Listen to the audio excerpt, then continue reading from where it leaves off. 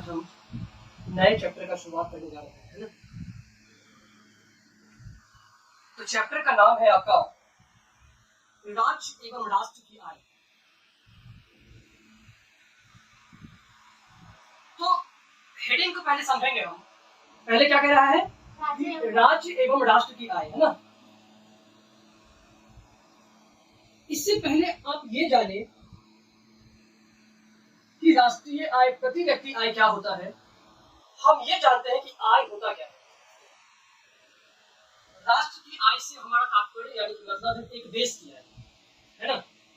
एक देश की आय की गणना कैसे की जाती है और एक राज्य की आय की गणना कैसे की जाती है।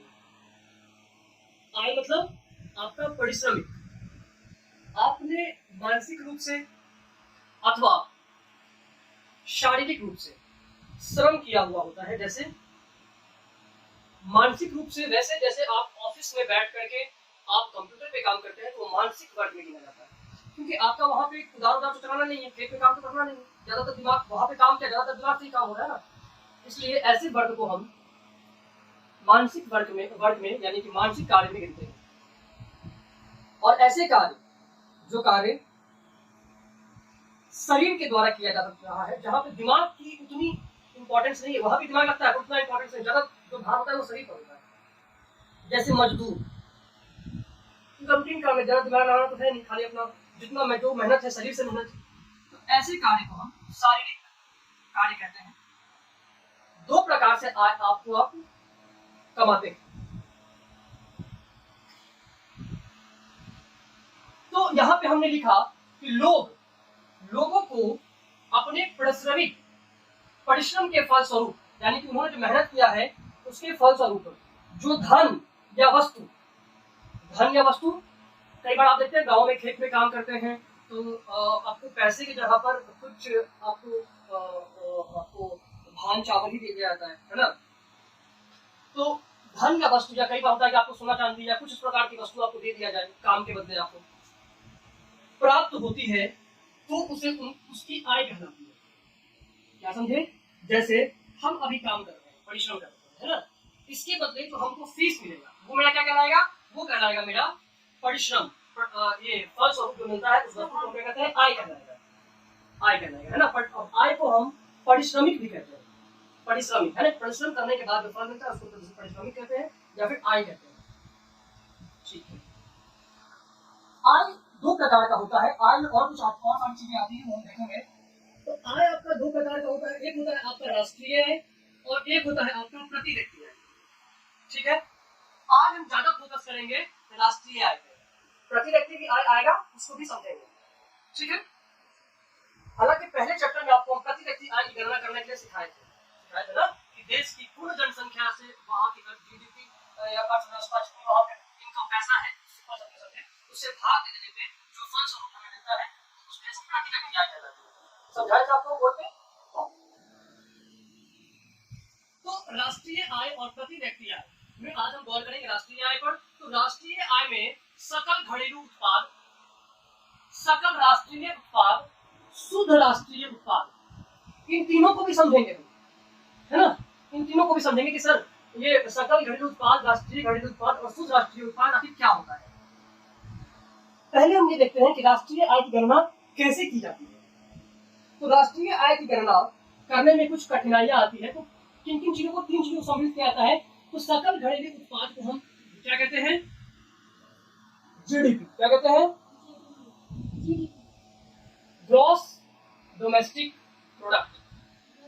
हाँ, एक देश, पहले चैप्टर में पढ़ा है ना, एक देश की सीमा के अंदर जितनी भी वस्तु चीजें उत्पादन की जाती है ना, वो आपका सकल घरेलू उत्पाद में आता है। एक देश की सीमा के अंदर, सिर्फ एक देश की सीमा के अंदर, है ना। उसके बाद सकल राष्ट्रीय उत्पाद,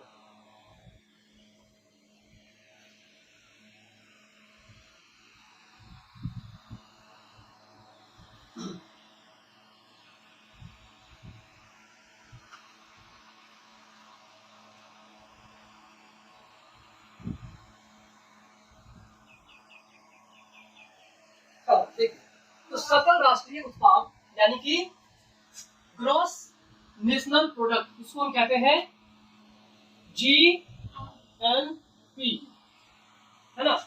और लास्ट आपका हो गया शुद्ध राष्ट्रीय उत्पाद, यानी कि नेट, यानी कि NNP, यानी कि नेट नेशनल प्रोडक्ट। ठीक है, इन तीन चीजों की को मिला करके हम राष्ट्रीय आय की गणना, इन तीन चीजों को मिलाकर हम राष्ट्रीय आय की गणना करते हैं, कोई दिक्कत नहीं।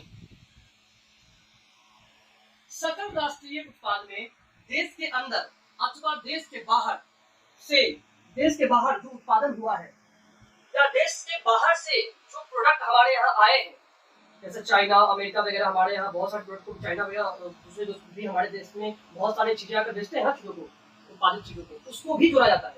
लेकिन जीडीपी में सिर्फ क्या जोड़ा जाता है, सकल घरेलू उत्पाद को भी जोड़ा जाता है, यानी कि एक देश की सीमा के अंदर जो हमारे देश में उत्पादन हुआ है उसको ही जोड़ा जाता है। इसमें दोनों जोड़ा जाता है, देश के अंदर का भी और देश के बाहर का भी, पहले चैप्टर में आपको बता चुके हैं।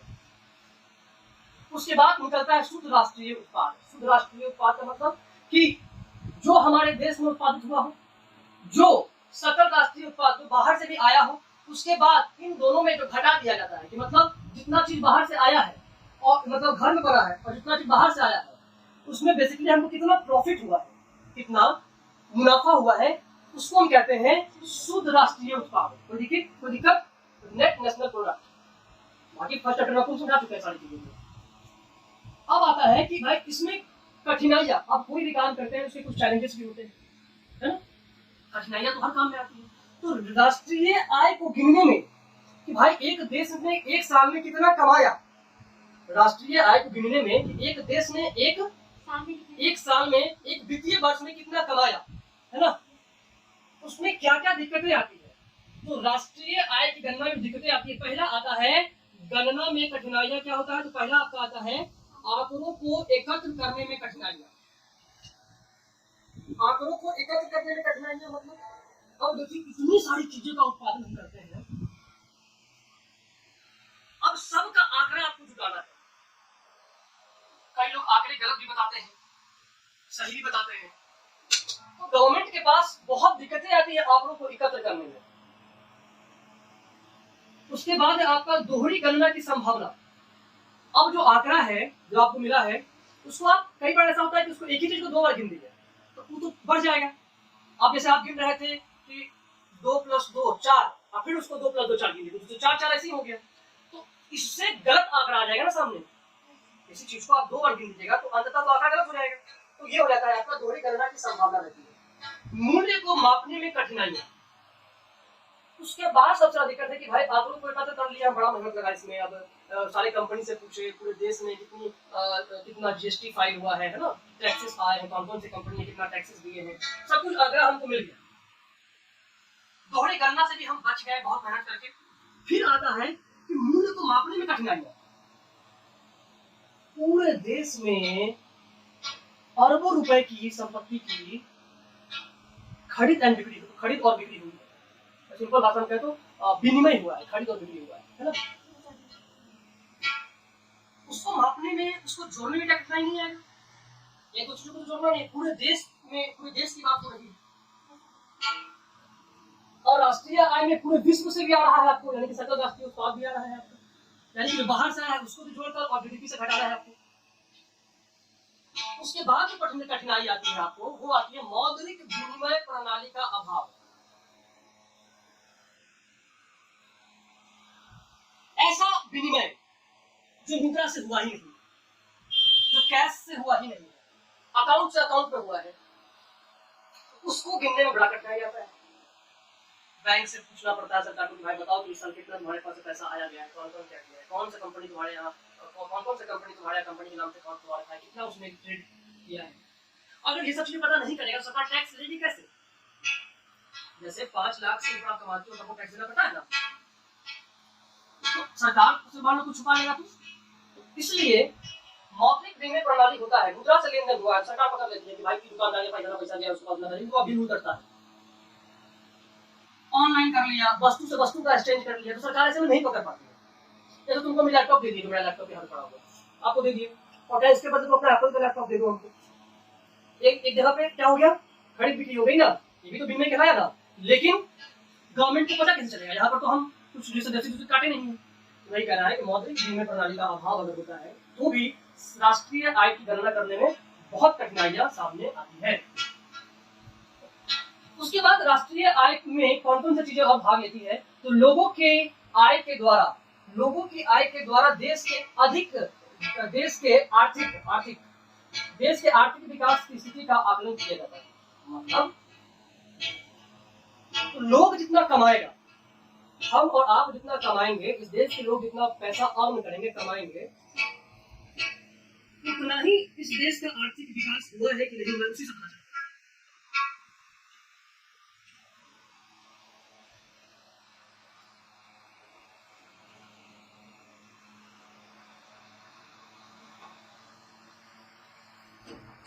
इस लाइन को फिर से समझिए। लोगों की आय के द्वारा देश के आर्थिक विकास की स्थिति का आकलन किया जाता है। जाहिर सी बात है, अमेरिका आज इतना जो विकसित राष्ट्र है, विकसित देश है, क्यों? क्योंकि वहां के लोग ज्यादा अर्न कर पाते हैं, इसीलिए ना। भारत के लोग जो इतने गरीब, भारत में लगभग 20 करोड़ लोग गरीबी रेखा के नीचे रहते हैं। कितना? 20 करोड़ लोग। अब ये लोग गरीबी रेखा के ऊपर आ जाए और उसके बाद इनके पास पर्याप्त धन हो, तो हम तो, अब पर्याप्त धन कैसे होगा? पर्याप्त धन होगा तो कहेंगे कि देश विकसित हो गया, और पर्याप्त धन है तो हम कहते हैं देश विकास के रास्ते पर है, धीरे धीरे आगे बढ़ रहा है, इसकी, है ना, जैसे कहते हैं ना। इसलिए हम कहते हैं कि ये आपका आय में ये देखा जाता है कि लोगों की आय अगर बढ़ रही है तो इसका मतलब है कि देश का आर्थिक विकास हो रहा है ना? समझ में आ गया? कोई दिक्कत? उसके बाद है आपका राष्ट्रीय आय यानी कि नेशनल इनकम। राष्ट्रीय आय यानी कि नेशनल इनकम में क्या क्या चीजें आती हैं, कौन कौन सी चीजें आती हैं? तो देश के लोगों को प्राप्त होने वाली आयु का योग राष्ट्रीय आय कहलाता है, चाहे वह देश से प्राप्त हुआ हो या फिर विदेश में जाकर प्राप्त किया हो। चाहे एक इंसान अपने देश में रहकर पैसा कमाया हो या वो अपने देश से बाहर किसी अन्य देश में जाकर के पैसा कमाया हो, तो राष्ट्रीय आय में ये भी शामिल होता है। जैसे अमेरिका में भारत के लगभग बहुत सारे लोग रहते हैं, 50,000 60,000 लोग अमेरिका में, इसमें भारत के लोग रहते हैं, है ना? मेरा आंकड़ा गलत हो सकता है कि 50-60 लाख लोग ऐसा कुछ है, ध्यान नहीं हमको। तो ऐसे लोग यहाँ पे जाएंगे, लेकिन उनके परिवार तो भारत में है। जब तक उनकी नेशनलिटी भारत में है तब तक वहां पे जो कमाया उन्होंने और जो भारत उन्होंने भेजा, वो इनकम तो भारत में है ना, उनके बच्चों की बीवी के लिए उन्होंने भेजा तो भारत आया है, तो वो पैसा भी आपका राष्ट्रीय आय में गिना जाता है। किसी भी देश का आर्थिक विकास उसकी राष्ट्रीय आय पर निर्भर करता है। किसी भी देश का विकास किस चीज पर निर्भर करता है? राष्ट्रीय आय पर निर्भर करता है।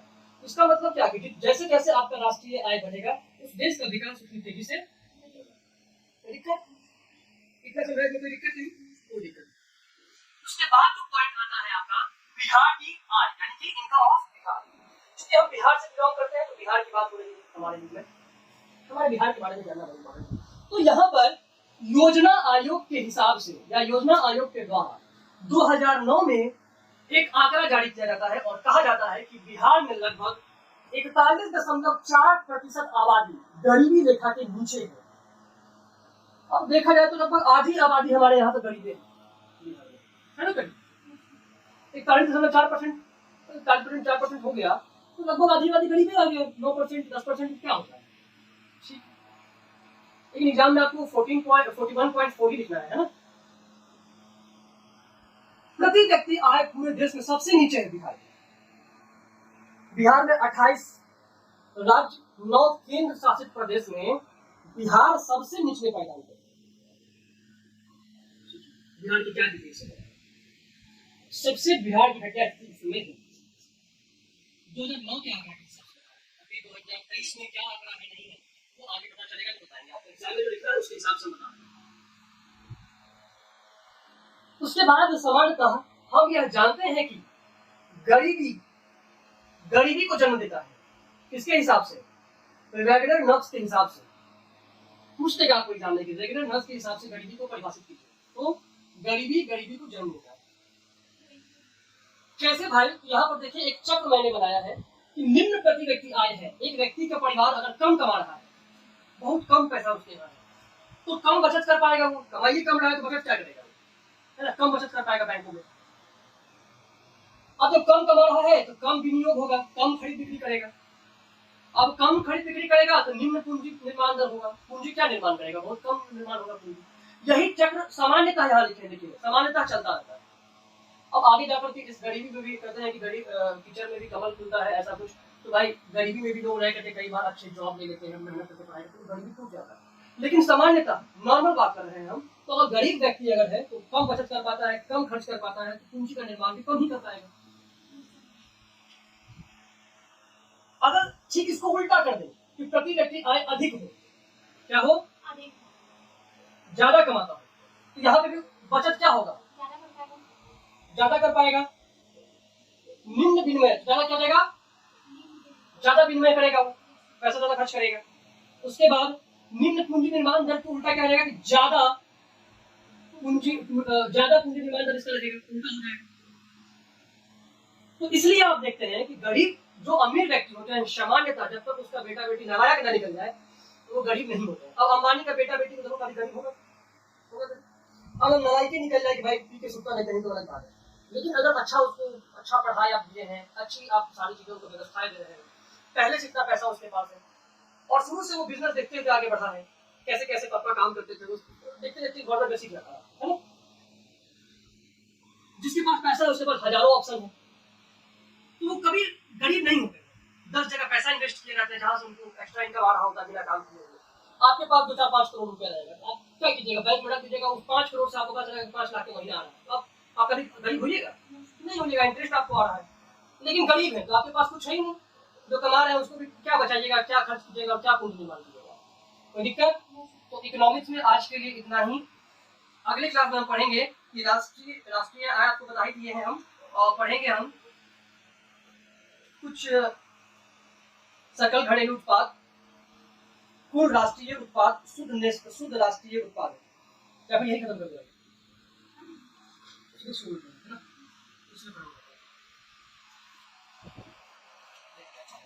तो जीएनपी यानी कि सकल घरेलू उत्पाद, ग्रॉस डोमेस्टिक प्रोडक्ट, ये क्या है, तो आपको एनसीईआरटी का बुक पढ़ने का सबसे अच्छा तरीका होता है कि एनसीईआरटी की बुक को आप लाइन बाय लाइन पढ़ें और उसको समझें। किसी देश में किसी दिए हुए वर्ष में वस्तु और सेवाओं की जो कुल मात्रा उत्पादित की जाती है उसे सकल घरेलू उत्पाद यानी कि जीडीपी कहा जाता है, यानी कि total quantity of goods and services produced in an economy in a given every year is called gross domestic product।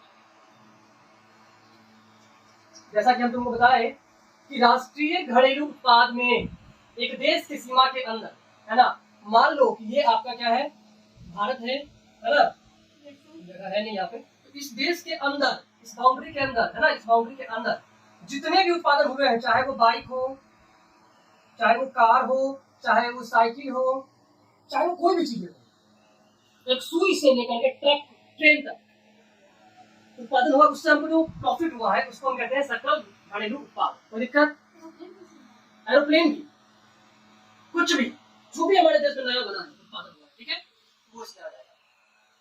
फिर आता है आपका कुल या सकल का मतलब कुल, है ना, राष्ट्रीय उत्पाद में आपका ग्रॉस नेशनल प्रोडक्ट, किसी देश में एक साल के अंतर्गत जितनी वस्तुओं या सेवाओं का उत्पादन होता है उसमें उसके मौद्रिक मूल्यों को कुल राष्ट्रीय उत्पाद कहते हैं। क्या कह रहा है, एक साल के अंतर्गत जितनी वस्तुओं या सेवाओं का उत्पादन होता है उसे मौद्रिक मूल्य को कुल राष्ट्रीय उत्पाद जीएनपी कहते हैं।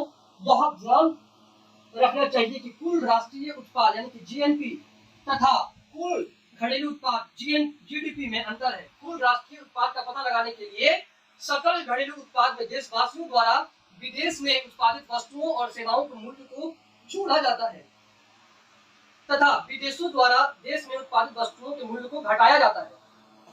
क्या बोला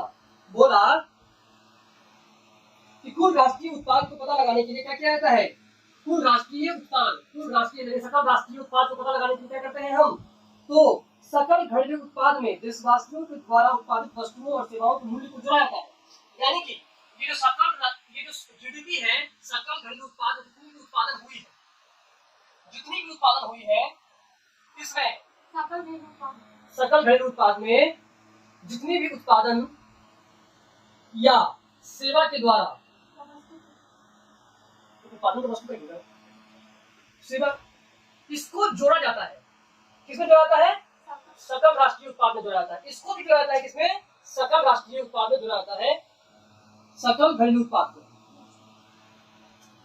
तथा विदेशियों द्वारा देश में उत्पादित वस्तुओं को के मूल्य को घटाया जाता है। तथा विदेश में जो चीज हम उत्पादन किए हैं, जो चीज विदेश में हम लोगों ने जाकर उत्पादन किया है या वहां से पैसा यहाँ भेजा है, उसको इसमें से घटा दिया जाता है। बेसिकली आप सीधा समझ समझो तो जैसे पहले तुमको बताए थे कि इसमें से नेट हम ये देखते हैं कि इसका तो इसमें जोड़ दिए, और विदेश में भी जितना हम लोगों के पास पैसा विदेशों से आया है, पैसा जितना आया है, उसको, उस पैसे को हम घटा देते हैं। उस पैसे को क्या करते हैं? हम घटा देते हैं। यानी इसको इसमें हम जोड़ दिए, लेकिन विदेशों से जो पैसा आया इसको हम क्या कर दिए? घटा दिए। उसके बाद निकल जाता है आपका शुद्ध राष्ट्रीय उत्पाद। ठीक है, कोई दिक्कत?